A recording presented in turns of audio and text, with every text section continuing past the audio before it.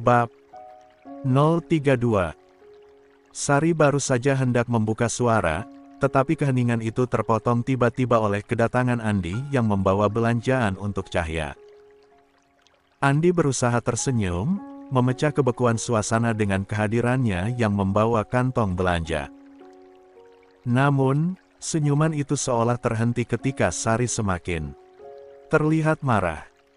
"Kak Cahya, ini belanjaannya," ucap Andi seakan dirinya tidak melakukan kesalahan. Wajah Sari berubah kaku dan ekspresi kesalnya semakin nyata ketika Andi menyerahkan belanjaan pada Cahya.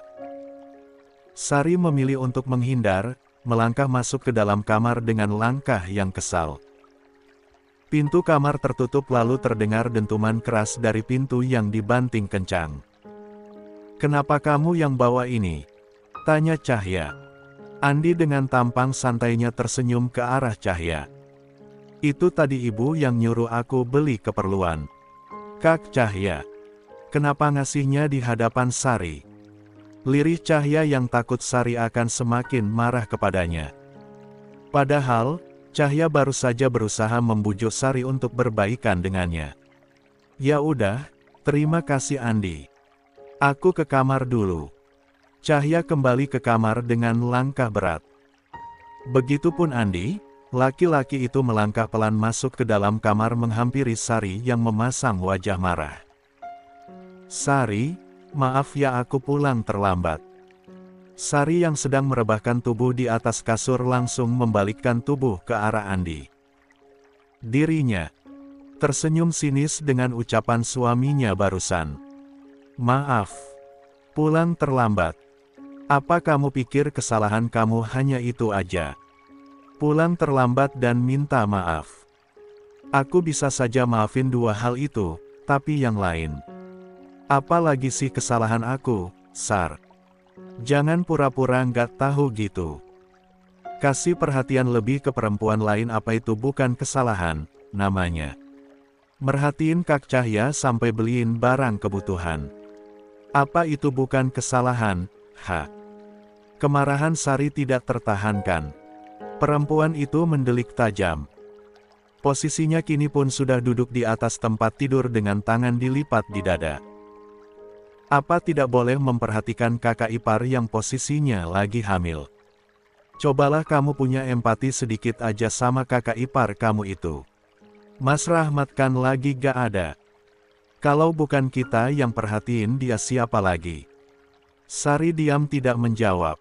Keesokan harinya, Bu Rahayu masuk ke dalam kamar Cahya dengan tatapan yang teduh, menciptakan kehadiran yang lembut dan penuh perhatian. Dengan langkah yang pelan, Bu Rahayu duduk di sisi tempat tidur Cahya. Suara pintu yang tertutup lembut menciptakan momen kedekatan di antara keduanya. Dia bertanya dengan lembut, "Cahya, hari ini kamu kuliah atau tidak?"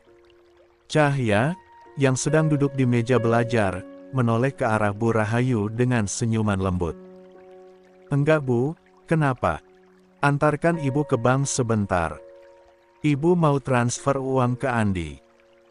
Mendengar Bu Rahayu akan mentransfer uang ke Andi, Cahya pun langsung terkejut. Apa yang terjadi sampai-sampai Andi membutuhkan uang apalagi dari Bu Rahayu? "Ke Andi? Untuk apa uang itu, Bu?" "Sekarang Andi lagi ada masalah keuangan, makanya ibu pinjamin uang supaya dia tidak pusing lagi. Kasihan juga kalau nanti Sari sampai tahu masalah Andi." "Emangnya Sari nggak tahu? Kenapa masalah keuangan seperti ini tidak dibahas ke Sari saja, Bu? Mereka kan suami istri. Sudah seharusnya masalah seperti ini dibahas berdua saja." Apa yang dikatakan Cahya benar, Bu Rahayu pun sependapat. Namun, mengingat masalah yang terjadi belakangan ini, Bu Rahayu takut Sari akan semakin kepikiran yang akan mempengaruhi kesehatannya. Ibu nggak mau Sari sakit, kasihan juga dia. Emosinya juga lagi meledak-ledak. Uang yang dipinjam Andi pun nominalnya enggak sedikit. "Tolong jangan cerita sama Sari, iya." Lanjutnya, Cahya ingin sekali memberi saran untuk membuat surat perjanjian antara Bu Rahayu dan Andi dalam peminjaman uang. Namun urung, Cahya takut ia dicap ikut campur dalam masalah ini. Alhasil Cahya hanya menganggukkan kepala setuju mengikuti semua keputusan dari Bu Rahayu. Setelah tiba di bank, Bu Rahayu dan Cahya mengambil nomor antrian. Mereka duduk bersama, berbicara secara ringan sambil menunggu giliran. Bu Rahayu kemudian memilih menuju loket layanan. Bu Rahayu melakukan transfer uang ke rekening Andi. "Sudah," ucap Bu Rahayu setelah transfer uang tersebut ke Andi. "Pulang lagi, Bu." Bu Rahayu terlihat bingung, apalagi dirinya tadi sempat berniat membeli baju dan hijab baru. Namun, ia ragu membawa menantunya yang sedang hamil saat ini. Ibu mau pergi ke suatu tempat. Tebak Cahya melihat ekspresi ibu mertuanya yang sedang kebingungan. Sebenarnya ibu pengen beli baju sama hijab, tapi nanti saja deh. Kita pulang aja. Besok ibu pergi sama Sari. Cahya paham kenapa ibu mertuanya mengurungkan niat. Alhasil, dirinya pun langsung menarik tangan Bu Rahayu keluar dari bank. "Ayo ke mall," putus Cahya. "Tidak usah, kamu nanti kelelahan. Besok saja ibu perginya." "Enggak apa-apa, Bu. Kita jalan-jalan aja dulu sebelum pulang ke rumah," ujar Cahya dengan senyum lebar. Sesuai keputusan Cahya, akhirnya mereka pergi menuju mall walau berkali-kali Bu Rahayu memastikan. "Pak, apakah Cahya baik-baik saja atau tidak?" Bu Rahayu dan Cahya berjalan bersama-sama di lorong-lorong mall, menciptakan suasana yang penuh kehangatan. Mereka memasuki toko pakaian dengan penuh semangat, mencari beberapa pilihan pakaian dan hijab. Bu Rahayu, dengan senyuman lembut di wajahnya, memberikan saran dan pendapat yang bijaksana. Kepada Cahya, menciptakan momen berbelanja yang menyenangkan. "Kamu mau beli pakaian, Cahya?" tanya Bu Rahayu. "Nggak ada yang Cahya suka, Bu. Atau mungkin mau beli baju hamil. Nanti saat perut kamu besar, itu penting banget loh." "Terserah ibu aja kalau gitu." Saat Cahya dan Bu Rahayu sedang mengelilingi mall, tiba-tiba Cahya mengeluhkan sakit kepala dan kram perutnya. Wajahnya yang sebelumnya ceria kini tertutup oleh ekspresi ketidaknyamanan. Cahya memegang kepala dan perutnya, mencoba meredakan rasa sakit yang semakin mengganggu. "Bu," perut Cahya kram. Cahya nggak kuat lagi mau jalan, lirih Cahya dengan wajah yang mulai pucat. "Haduh, sebentar ibu cari tempat duduk dulu." Bu Rahayu menyuruh Cahya untuk bersandar di dinding. Sementara waktu, Bu Rahayu, seketika panik melihat keadaan Cahya, mencoba mencari tempat duduk di dekatnya. "Masih sakit? Minum dulu, ibu coba cari bantuan dulu." "Kamu tahan sebentar lagi, ya?" ucap Rahayu yang dibalas anggukan kepala. Tanpa ragu, Bu Rahayu segera mencari bantuan. Pada awalnya ia bingung harus mencari bantuan kemana, sampai akhirnya teringat Andi. Bu Rahayu buru-buru menelepon menantunya itu untuk meminta bantuan. "Andi, kamu bisa jemput ibu dan Cahya di mall?" tanya Bu Rahayu saat dirinya tersambung panggilan dengan Andi. "Ada apa, Bu? Kok kayaknya ibu panik gitu?" "Sekarang ibu sama Cahya ada di mall," perutnya Cahya kram. "Ya ampun, ibu tunggu di sana. Aku ke sana sekarang," tutup Andi. Cahya dan Bu Rahayu akhirnya sampai di rumah. Ibu Rahayu menuntun Cahya untuk masuk ke kamarnya. Cahya sebenarnya merasa tidak enak hati, terus-terusan menjadi beban dan merepotkan. "Terima kasih, Bu." Cahya minta maaf terus-terusan ngerepotin ibu. Cahya nggak tahu kenapa efek kehamilan ini bikin tubuh Cahya lemes, lirihnya pelan dan sungguh-sungguh. Cahya, kan ibu sudah bilang. Tidak ada yang merasa direpotkan. Kamu jangan berpikir macam-macam. Kamu kan lagi mengandung anaknya Rahmat, penerus keluarga ini, calon cucu ibu. Ini sudah menjadi tanggung jawab ibu. Efek kehamilan di awal memang sudah biasa, kamu hanya perlu istirahat. Andi menuntun hingga di luar kamar. Menyaksikan adegan itu, dan ia cukup iri. Kalimat penerus yang diucapkan Bu Rahayu seolah mengganggunya. Harta keluarga itu cukup banyak, apalagi ibu mertuanya ini cukup kaya. Sebagian besar hartanya akan diwariskan ke Rahmat, anak laki-lakinya, sementara Sari hanya mendapat sedikit darinya. Ditambah lagi sekarang Rahmat akan memiliki anak dari rahim Cahya, otomatis ia akan melahirkan pewaris baru. Sementara ia dan Sari tidak memiliki harapan untuk mendapatkan harta lebih banyak karena Sari tak kunjung mengandung. Ia merasa sangat tidak adil. Bu Rahayu akhirnya keluar. Setelah membantu Cahya berbaring. Sementara Andi kembali ke kamarnya. Setelah kepergian Ibu Rahayu entah kenapa mata Cahya terasa memanas. Ia merasa kesepian, tiba-tiba saja teringat dengan Rahmat. Ia merindukan pria itu. Andai ada Rahmat di sampingnya saat ini, menemaninya melewati masa kehamilan, menemaninya melalui hari berat. Ia sungguh ingin berbicara pada pria itu. Hanun merebahkan kepalanya di atas bantal, mencengkeram spray cukup kuat. Merasakan perasaannya yang berkecamuk tidak karuan.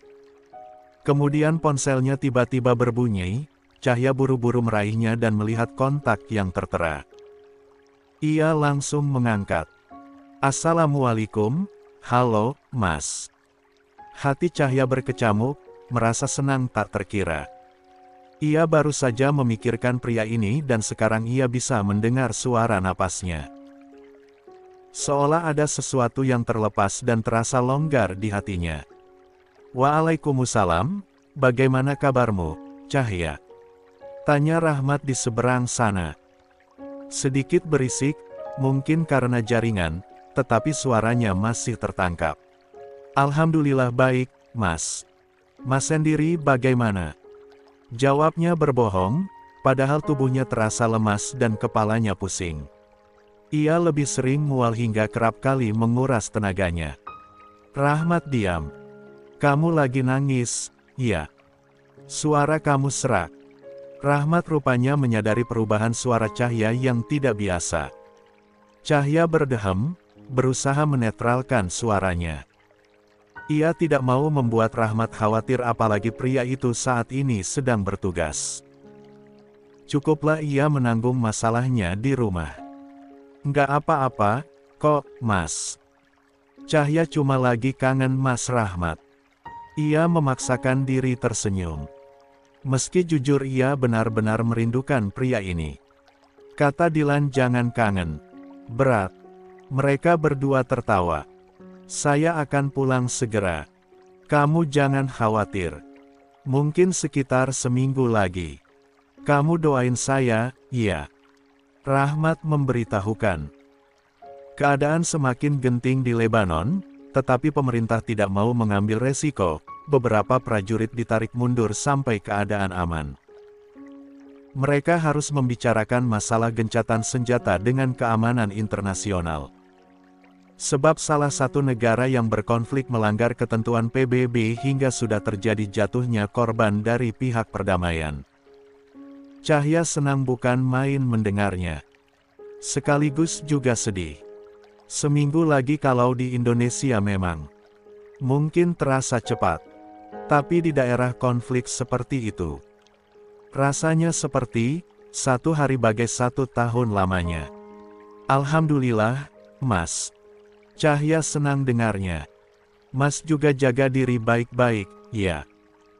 Cahya khawatir Mas kenapa-kenapa karena Cahya lihat berita katanya suasana jadi memanas di sana. Cahya takut. Iya, doain saja, ya. Jangan khawatir, jangan takut, jangan stres, nanti anak kita nggak nyaman di dalam sana. Pokoknya jangan putus berdoa. Insya Allah doa istri solehah seperti kamu, katanya nembus langit. Cahya tertawa renyah. Amin. Cahya selalu doain Mas Rahmat kok tiap waktu. Mas pokoknya harus cepat pulang, aku pengen tidur sambil dipeluk. Iya, iya. Bumilnya manja banget ya, goda Rahmat. Yang manja bukan aku, tapi anak kamu nih. Cahya mengkambing gulingkan anaknya yang masih di perut. Hahaha, dasar. Ya sudah udahan dulu, ya. Nanti Mas telepon lagi. Masih ada kerjaan. Assalamualaikum. Waalaikumsalam. Sambungan dimatikan. Rahmat menutup ponselnya. Ia ingin pulang. Sungguh. Mendengar suara Cahya, bertemu dengan bayi mungilnya saat Cahya melahirkan nanti. Dia merasa tidak sabar. Ia hanya harus menyelesaikan misi ini saja. Mobil mereka tiba di sebuah desa terpencil yang dekat dengan perbatasan. Mereka harus melakukan evakuasi berhubung keadaan semakin genting. Beberapa penduduk dibawa ke tempat aman. Suara tembakan terdengar beberapa meter di atas bukit. Ada sniper yang mengawasi gerakan mereka, tetapi mereka punya kamera pengawas yang bisa menangkap arah tembakan, sehingga sebelum mereka berhasil meluncurkan tembakan, tim Rahmat sudah memukul mundur para pemberontak. Kapten, ada pergerakan di atas bukit dan sniper kita tidak bisa menjangkaunya. Mereka bergerak ke arah utara, beberapa tim telah dikirim, tetapi sampai saat ini tidak ada laporan yang masuk. Salah satu rekannya melaporkan, aku dan timku akan mengecek ke sana. Siapkan 4 orang untuk ikut bersamaku. Rahmat memberi perintah. Terlalu berbahaya. Kami tidak akan mengambil resiko dengan mengirimmu ke sana, Kapten. Tidak dengan 4 orang. Jumlah mereka bisa jadi belasan dan kita tidak memiliki vision di sana. Terlalu berbahaya. Tim pengawas menolak perintah itu demi keselamatan. Mereka sudah bergerak dengan agresif. Beberapa tentara kita dan tentara dari tetangga dipukul mundur. Mereka mendobrak larangan dari PBB meski tentara kita mengibarkan bendera PBB. Sekarang kita hanya fokus mengevakuasi penduduk. Itu perintah. Rahmat mematikan radionya. Melihat beberapa anak buahnya berpencar dan membantu proses evakuasi. Rahmat dan timnya berada di sekitar perkebunan Seba, perbatasan yang cukup lama menjadi sengketa. Di sana tinggal penduduk yang kebanyakan bertani dan beternak kambing. Dan jumlahnya cukup banyak. Suara drone mengitari sekitar perkebunan. Rahmat memberi perintah menyerang, melepas tembakan pada puluhan drone pengintai yang bergerak mengelilingi mereka. Rahmat sadar bahwa kemungkinan akan terjadi bentrokan. Sementara beberapa penduduk masih terjebak. Sial. Sebuah rudal meluncur, dan menghancurkan beberapa rumah di sayap kanan desa. Rahmat dan pasukan segera mengevakuasi penduduk. Serangan lain diluncurkan oleh pasukan Lebanon yang terpancing. Kondisi menjadi keos. Bentrokan terjadi di mana-mana, mereka tidak diperintah untuk ikut berperang, jadi mereka tidak bisa membela diri. Proses evakuasi menjadi semakin tegang dan mencekam. Rudal-rudal ditembakkan oleh musuh. Tim keamanan mengirim sinyal dan peringatan pada musuh kalau mereka melanggar batas dan akan diberi hukuman oleh PBB, tetapi peringatan itu tidak didengar. Rudal-rudal kembali meluncur mengenai tenda tentara yang berdiri di dekat perbatasan. Mereka telah membuka perang. Rahmat menyadari situasi genting yang terjadi. Sebuah rudal meluncur tanpa henti, kali ini satu rudal membidik lokasi tempatnya berdiri. Rudal itu melesat dengan cepat dalam sepersekian detik, meledakkan bangunan di sekitar. AWAAS. Teriak semua orang. Boom. Rahmat terpental ke arah lain, terpisah dari timnya. Asap berwarna hitam mengepul keluar. Satu persatu kayu dan kaca berjatuhan. Semua orang sibuk membantu penduduk mencari tempat aman, sementara Rahmat terpisah dan berusaha bangkit. Merasakan telinganya seperti berdarah akibat ledakan yang begitu dekat darinya. Tidak ada yang menyadari kalau ia terpisah dari tim. Radionya mati dan rusak oleh ledakan saat ia terjatuh. Semua orang kalang kabut. Rahmat sedikit sempoyong, berusaha berdiri. Ia melihat di sekitarnya sudah hancur. Kemudian dari tempatnya ia mendengar suara jeritan seorang wanita. Rahmat mendekat, mencari sumber suara.